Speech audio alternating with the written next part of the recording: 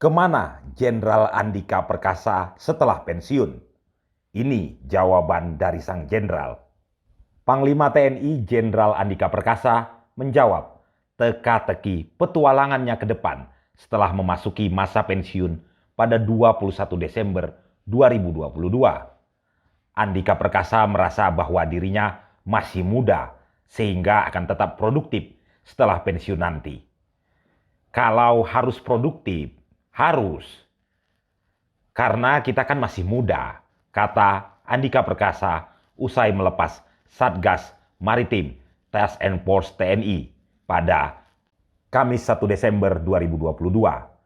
Sang jenderal juga memastikan akan menyampaikan arah petualangannya ke depan setelah benar-benar resmi pensiun dari TNI.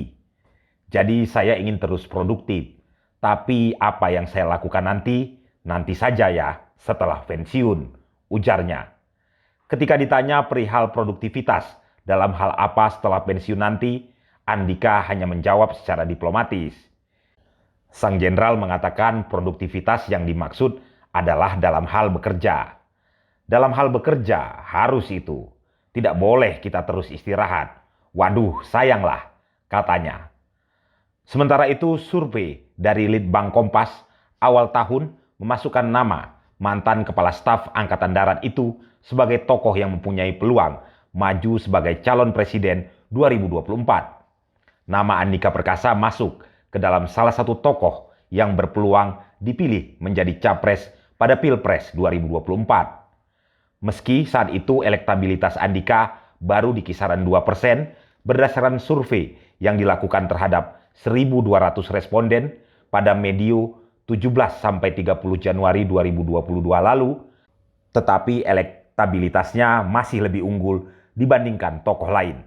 Sebut saja ex-Panglima TNI Jenderal Purnawirawan Gatot Nurmantio yang hanya 1,4% dan Menteri BUMN Erick Thohir 1,1%.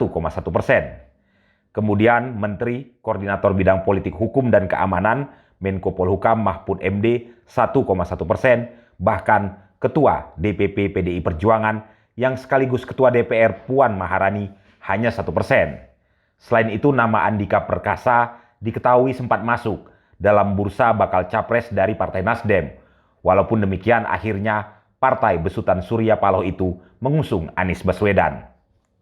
Sementara hari ini, Laksamana Yudho Margono sudah disetujui oleh DPR untuk dilantik sebagai Panglima TNI menggantikan Jenderal TNI Andika Perkasa.